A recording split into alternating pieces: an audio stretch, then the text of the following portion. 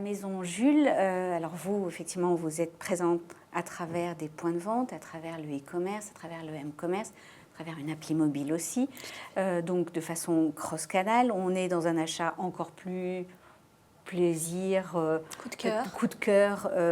Comment est-ce qu'aujourd'hui vous réussissez à créer cette synergie et ce parcours sans couture dont vous nous parliez, et tout en répondant à vos objectifs à la fois de positionnement de marque et de business? Le premier, c'est le service au client, pour le client. Le client, il plébiscite énormément le service de e-réservation. C'est devenu un must aujourd'hui. L'année dernière, tout le monde en parlait, on va le mettre en place, peut-être, pourquoi pas. Non, il faut l'avoir. On l'a mis en place en début d'année et clairement, le client, il adore. Il adore. Il peut faire du showrooming online, aller dans le réseau physique, point de vente physique, comme la plupart de nos consommateurs.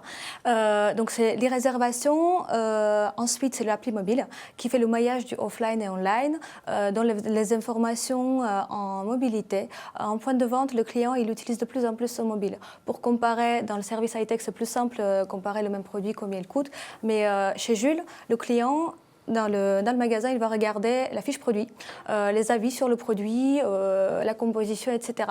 Et il peut même se renseigner sur le stock. Si le vendeur n'est pas disponible pour répondre instantanément, l'appli mobile permet d'avoir cette information-là.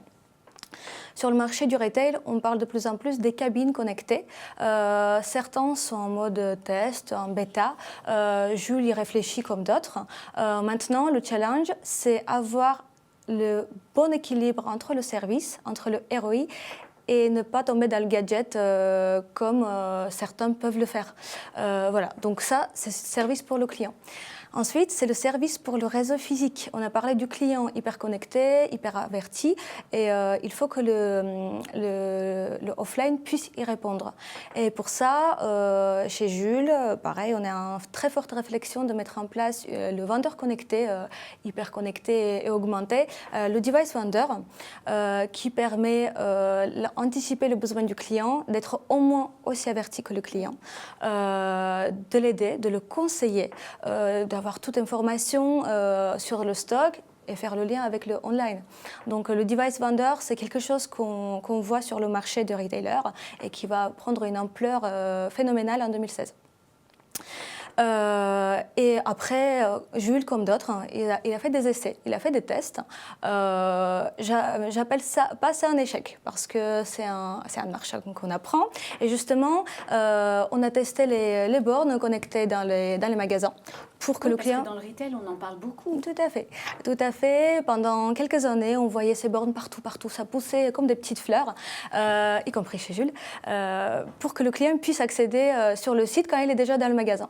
Bon, les fameuses tweet mirrors, les miroirs connectés pour prendre un selfie et partager sur les réseaux sociaux. Clairement, on a identifié après maintes essais que ce n'est pas le besoin. Le besoin, ce n'est pas là, et on a vu que le besoin, soit il mute, ou bien il faut qu'on réponde différemment. Et le device vendor, il est la réponse de ça. C'est le vendeur, le premier utilisateur de l'information. Le client, il a déjà fait son showrooming, il est arrivé, il sait ce qu'il cherche. Voilà. Et pour permettre tout ça, il y a des clés de succès. Oui. On peut avoir la techno la plus performante qu'il soit, c'est les hommes qui le portent. Comme on dit chez le Caudalie, si l'homme il le porte pas, s'il ne tient pas dans ses petits bras, bah ça va vouer à l'échec. Donc ça passe par l'évangélisation d'abord de tout le réseau offline. Il faut qu'ils arrêtent de penser que le online c'est un concurrent qui pique le client. Au contraire, c'est non seulement un partenaire, mais un ami qui drive du trafic, qui prépare le client, qui est tout chaud pour justement procéder à l'achat après sur l'offline. 60% des clients préparent leur shopping en ligne chez moi. Donc il faut vraiment qu'ils voient le offline, voient le online comme un partenaire. Mais de la même façon, le digital, il faut également qu'il soit évangélisé. Mettre en place un service de réservation, c'est accepter, assumer qu'une partie des clients vont migrer vers le digital dans le paiement final. Donc c'est assumer le cross-canal sur les deux parties. Il y a cette problématique justement d'attribution du chiffre d'affaires. Tout à fait, tout à fait. Comme je disais, l'évangélisation, c'est le challenge, c'est les objectifs quali et quanti.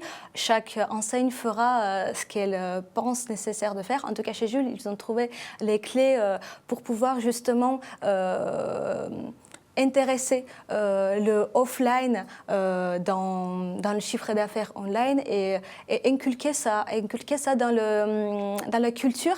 Et on le ressent depuis quelques années clairement que le réseau, il nous prend comme un ami et à l'inverse. C'est parfait.